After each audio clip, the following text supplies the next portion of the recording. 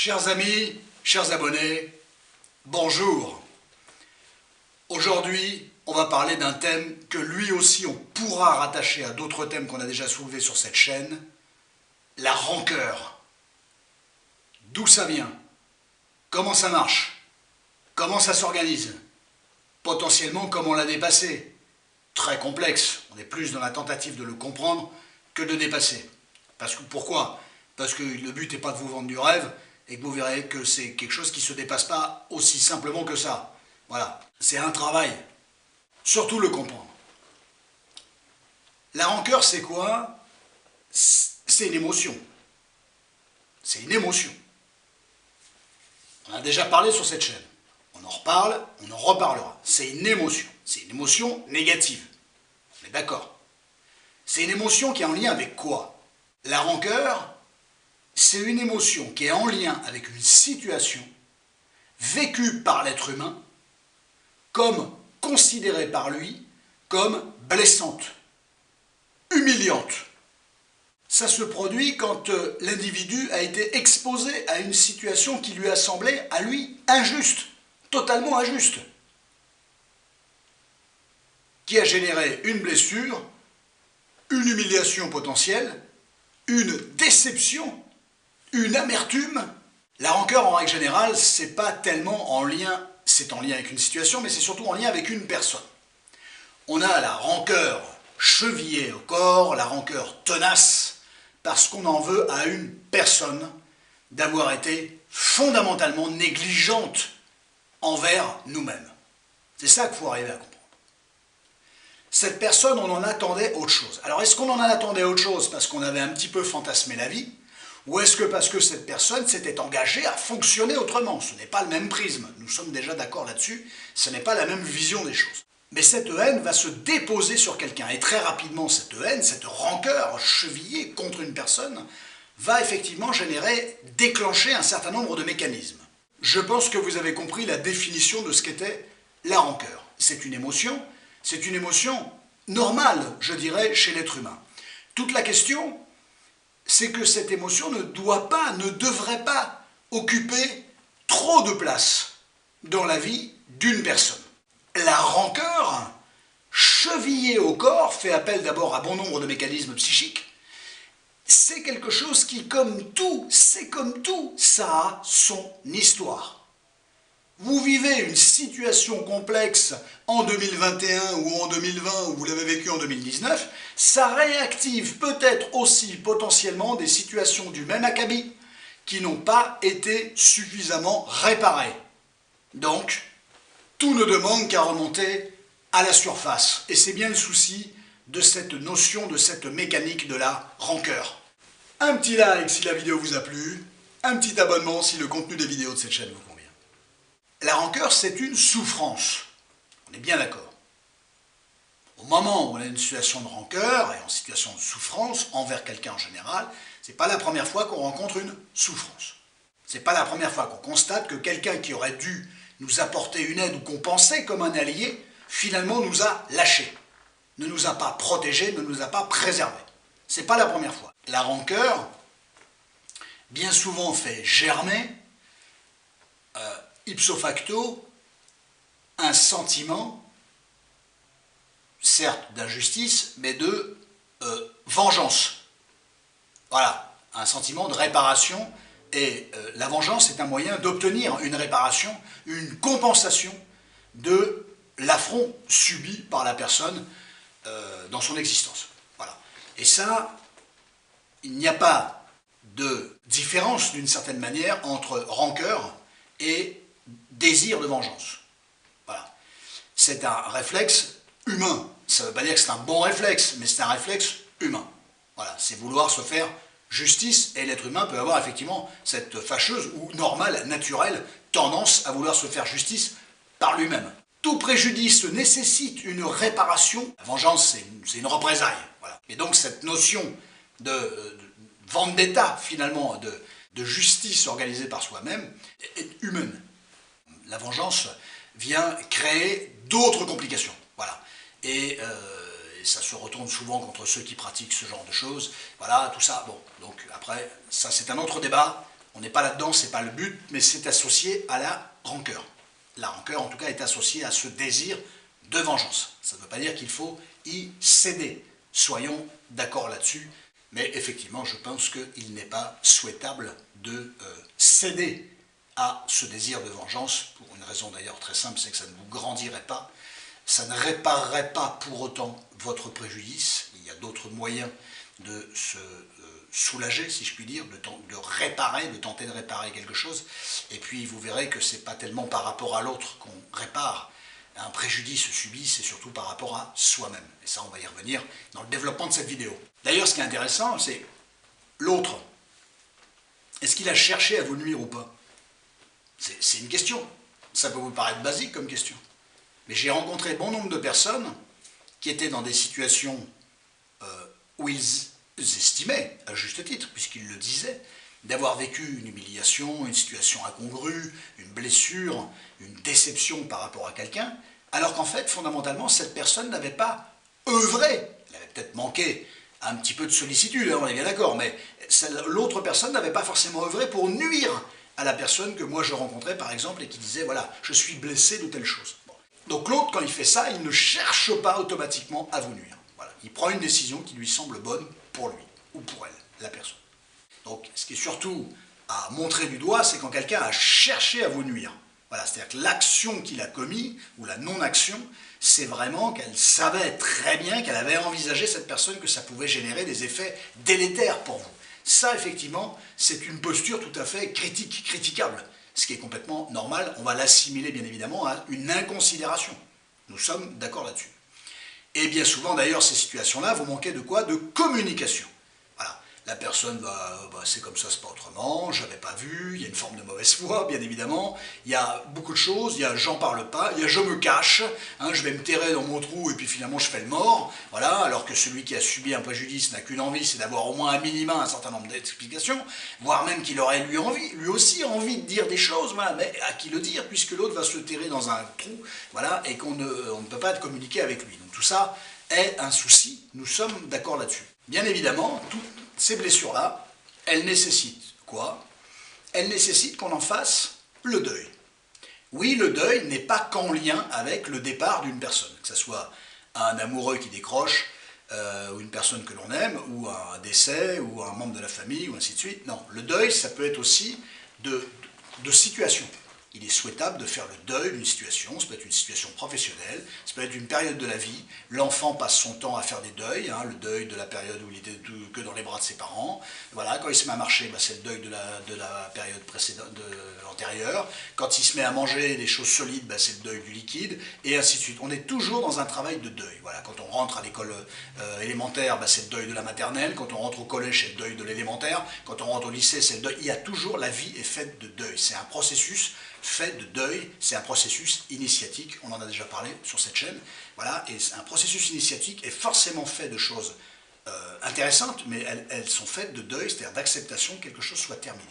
Donc l'événement traumatique, l'événement décevant, l'événement avilissant, l'événement humiliant, la grande blessure reçue, infligée par l'autre qui vous a déçu, effectivement, il est question aussi de la repérer et d'en faire le deuil. Alors le deuil, ça ne veut pas dire qu'un deuil total n'existe pas, vous le savez. Le deuil, ça ne veut pas dire qu'on va faire comme si on l'avait oublié. Non, ça ne s'oublie pas. C'est-à-dire qu'on est capable de vivre sans la personne, ou qu'on est capable de vivre avec l'événement. Voilà. Faire le deuil, fondamentalement, c'est être capable de vivre avec l'idée qu'un événement a eu lieu, pour lequel on a été plus ou moins acteur, ou plus ou moins que l'on a subi l'événement, qu'on ne peut pas refaire l'histoire, voilà, et qu'il va falloir avancer avec. Voilà. Que ça ne fait pas de vous un responsable, qu'il peut y avoir une culpabilité de s'être fait avoir, de s'être fait berner, d'avoir cru en quelqu'un, ou en quelque chose, ou en une situation, et de ne pas avoir évalué un certain nombre de choses. Bref, il est question, il est souhaitable de faire le deuil de tout ça. Pas pour dire ça n'a jamais eu lieu, non, pas pour transformer ça en une victoire, potentiellement oui dans d'autres étapes, bien sûr, non, c'est là, mais effectivement, je vis mieux avec. Je ne suis pas dans la souffrance quand je repense à cet événement-là. Et ça, que ça soit un deuil situationnel, d'accord, en lien avec une personne, ou que ça soit le deuil de quelqu'un, il n'est pas question d'oublier. Mais fondamentalement, c'est je gère cette information-là quand j'y repense, ou je gère le souvenir de cette personne quand j'y repense. Voilà, je n'oublie pas qu'il s'est passé des choses, mais je le gère. J'essaye de le gérer, je prétends à le gérer. Très important qu'on échange sur une véritable clé de voûte de la vie de l'être humain. Vous savez ce que c'est une clé de voûte, hein? Ça tient tout le système. D'accord? Vous enlevez la clé de voûte, d'ailleurs c'est très difficile à retirer parce que le système est suffisamment bien organisé, architecturalement parlant, pour qu'effectivement la clé de voûte tienne. Le deuil fait partie, c'est une des clés de voûte, ça fait partie effectivement du travail initiatique de l'être humain dans son développement psychique notamment. Ainsi que le travail émotionnel, puisque finalement nous le disons depuis tout à l'heure, la rancœur est quelque chose qui vient créer un tissu émotionnel très fort. C'est un tissu émotionnel, c'est une force émotionnelle qui vient effectivement, qui peut être alimentée, auto-alimentée. Le problème de ça, de cette auto-alimentation sous forme d'obsession, sous forme de rumination, que je peux entendre, que je peux comprendre, cliniquement c'est normal, c'est l'antithèse du deuil. C'est l'antithèse du travail sur la situation et sur l'émotion. C'est le maintien d'un désir de vengeance, bien évidemment, c'est le maintien d'un préjudice, c'est le maintien d'une structure émotionnelle, je ne dis pas que c'est simple, je vous explique, mais voilà, il faut se méfier de tout ce qui est maintien de quelque chose qui est négatif. Pourquoi la rancœur c'est négatif? Parce que ça repose sur un événement excessivement complexe pour vous. Et forcément, tout événement, tout maintien de quelque chose qui est complexe pour vous, dégage effectivement un certain nombre de choses psychophysiologiquement parlant, des informations plutôt négatives et péjoratives. Et ça ne va pas, et ça ne tend pas vers votre mieux-être. Nous sommes d'accord. Sur vos cellules, la rancœur, sur le développement de vos cellules, vous pensez bien que ce ne sont pas les meilleures informations qui lui sont diffusées. Voilà. Le deuil, l'acceptation, et ainsi de suite, voilà, la transition, voilà, eh bien, effectivement, font circuler, dégagent, émanent, favorisent le bon développement de vos cellules. Et vous savez qu'un être humain, hein, il est fait de particules et de cellules. Voilà. Et donc ça, c'est très important de voir que les informations que vous avez en tête vont jouer physiologiquement aussi sur le développement et l'impact des particules et des cellules, et de vos cellules. Alors bien sûr, il y a un enjeu, on est en train de décortiquer la situation, j'espère que cette vidéo vous sera utile, il y a aussi une question d'estime de soi. Voilà. À quel degré on arrive à se reconstruire eu égard aux préjudices subis? Alors, il faut voir le type de préjudice, on ne peut pas rentrer dans le détail. Mais forcément, vous êtes capable de culpabiliser, on l'a dit tout à l'heure. Mais pourquoi je me suis laissé berner? Mais pourquoi ceci? Pourquoi cela? Machin. Mais pourquoi? Vous ne saviez pas. Vous ne saviez pas, vous avez cru que, on croit en des gens, on croit en des situations, on n'imagine pas que ça va mal tourner, ainsi de suite. Voilà, on y croit. On y croit parce qu'on a besoin d'y croire. Voilà. Parce que si on ne croit plus en rien dans notre société actuelle, dans notre vie, ça va être compliqué, les relations humaines. Déjà qu'elles sont quand même excessivement complexes, on ne va pas se mentir. Bon. Donc c'est important de croire. Après, il ne faut pas vous en vouloir d'avoir cru en quelque chose. Vous êtes dans un couple avec quelqu'un, vous faites un binôme avec quelqu'un, vous montez une entreprise avec quelqu'un, voilà, vous croyez en votre collaboration. Très bien, ça ne veut pas dire qu'elle ne va pas fonctionner. Non, elle va fonctionner. Mais elle va fonctionner à un laps de temps que vous ne pouvez pas maîtriser. Voilà.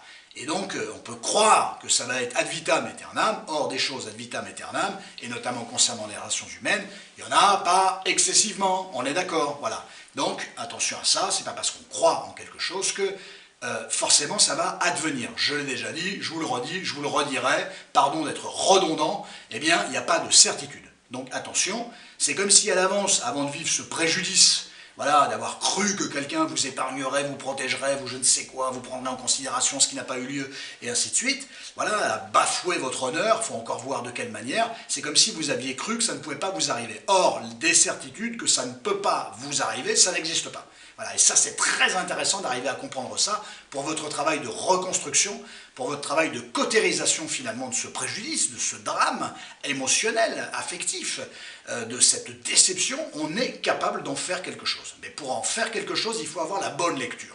Voilà. Il me semble que ces outils et ces éléments vous seront, j'ose espérer, utiles. Hein, on est bien d'accord, sans prétention. Concernant la rancœur, on n'est pas tous sur le même pied d'égalité. Bon, tous les êtres humains sont différents. Ce qui fait qu'on n'a pas les mêmes émotions, on n'a pas le même parcours initiatique, on n'a pas vécu les mêmes choses, on n'a pas eu les mêmes guidants, les mêmes aidants, on n'a pas eu tout ça, on n'a pas eu les mêmes soutiens, on n'a pas vécu les mêmes situations, et ainsi de suite. Donc tout ça est de la subjectivité, de la casuistique, on ne part pas dans la vie avec les mêmes outils, les mêmes armes. Bon, inutile de vous dire pourquoi certaines personnes ont la rancœur tenace, chevillée au corps, désir de vengeance qui s'inscrit dans cette continuité-là. Je le redis, il ne faut pas céder à la vengeance.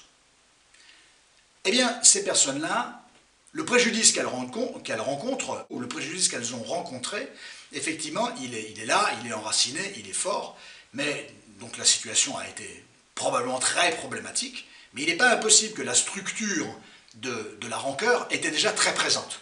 Pour une raison d'ailleurs très simple, c'est que coups bas et compagnie, déception et blessures, forcément on est confronté toute une vie à ça, je l'ai expliqué tout à l'heure, il faut en faire le deuil. Mais vous pensez bien par exemple, les premiers objets d'amour, les premiers référents, ce sont les parents. Vous pensez bien que les parents, parfois, prennent des décisions qui ne nous arrangent pas, qui peuvent représenter une forme de blessure.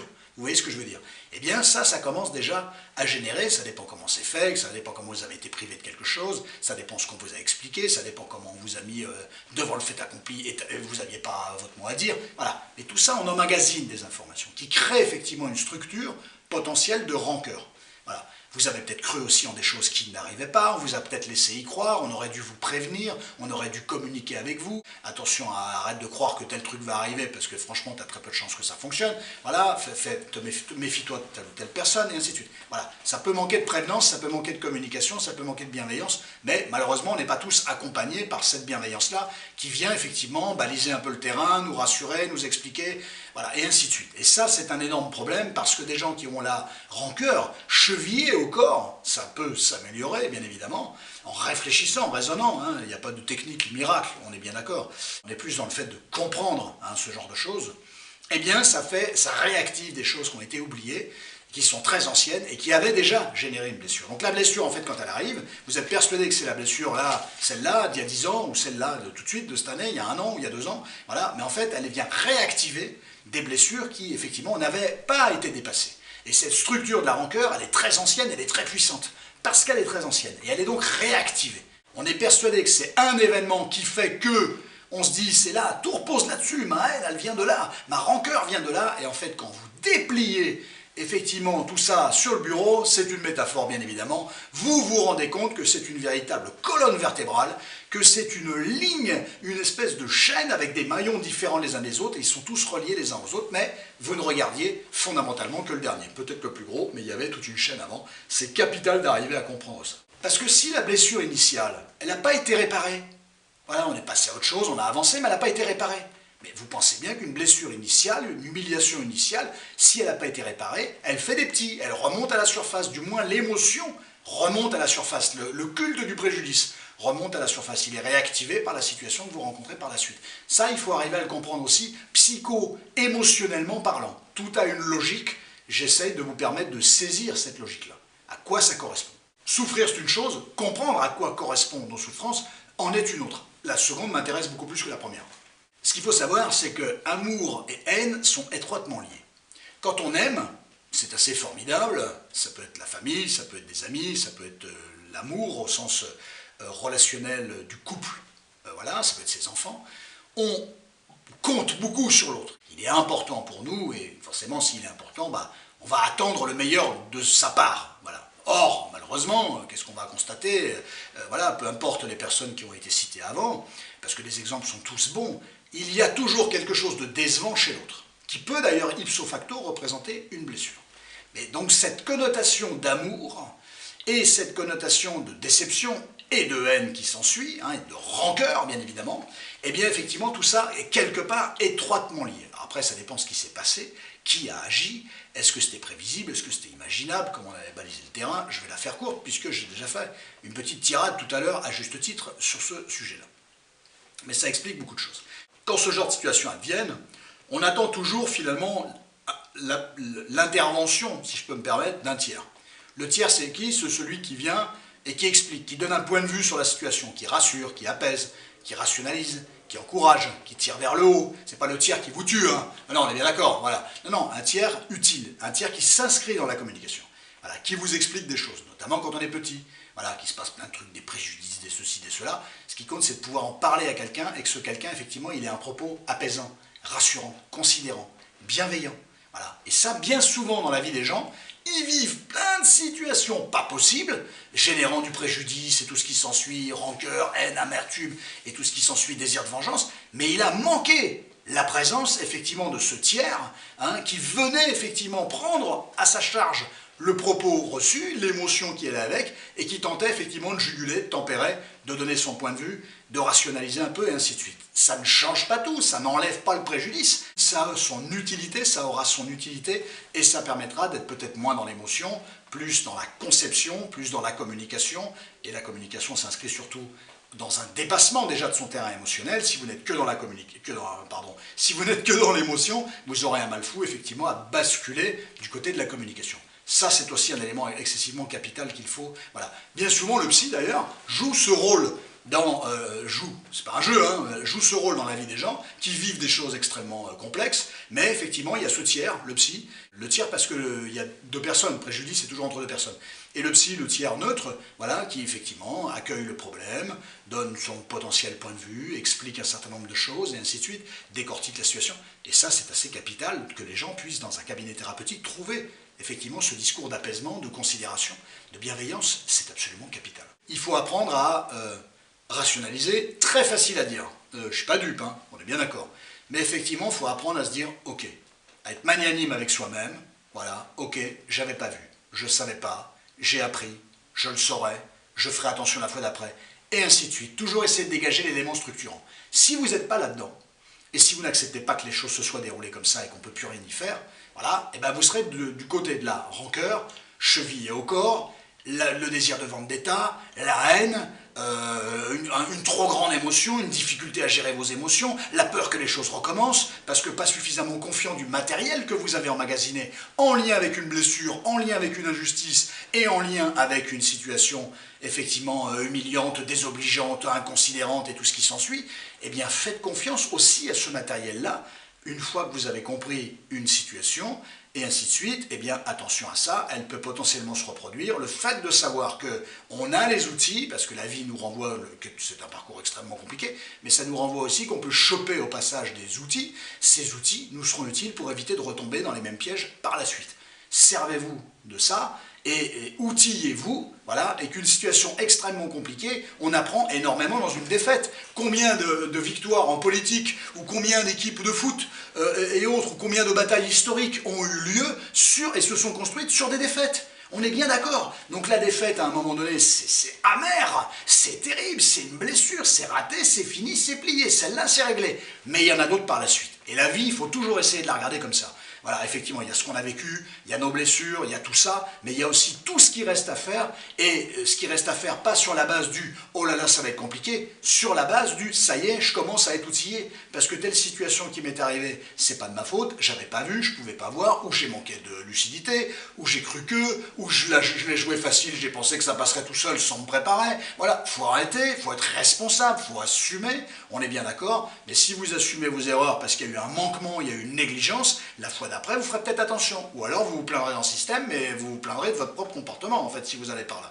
Voilà. Mais n'ayez pas peur de vous rendre compte qu'il y a eu des échecs, des ratages, il y en a toujours dans la vie, mais à un moment donné de ces ratages et de ces échecs-là, eh bien, effectivement, à partir du moment où vous concevez qu'ils ont eu lieu et que c'est irréparable, même s'il y a plusieurs possibilités dans la vie pour pouvoir effectivement parfaire un certain nombre de choses, eh bien, recommencer entre guillemets, eh bien, vous êtes capable d'être outillé mieux pour les fois d'après que ce coup n'arrive plus de nouveau. C'est très important de comprendre ça, parce que la vie, elle doit être regardée non pas au sens du préjudice, mais elle doit être regardée au sens de la perspective. Et les préjudices, aussi catastrophiques, aussi désagréables soient-ils, eh bien effectivement, ils sont capables de vous donner des éléments, quand c'est pris dans le bon sens, quand vous acceptez le dépassement, quand vous faites le deuil de l'événement d'une certaine manière, non pas pour l'oublier, pour mieux le gérer.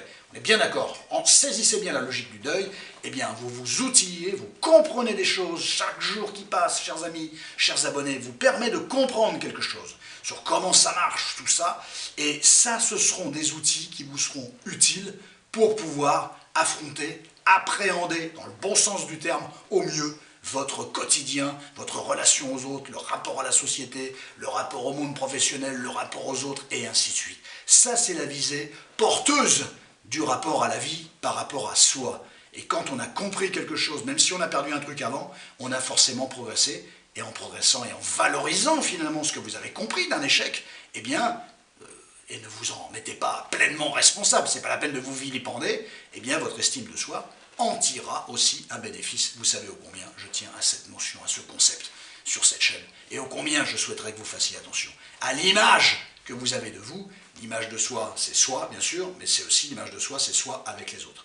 Je pense que j'ai été exhaustif. Voilà, je peux vous laisser tranquille. Voilà, la vidéo, il y a ce qu'il faut dedans. Voilà, ben c'est déjà pas mal. Et puis s'il y a besoin d'un complément, pas de problème, on prendra le temps, je prendrai le temps et je referai un complément. Vous inquiétez pas pour ça, vous savez très bien que vous pouvez compter sur moi sur ce terrain-là. Prenez un immense soin de vous. À très bientôt. Bonne soirée à vous, bon week-end et passez une bonne semaine. À très bientôt.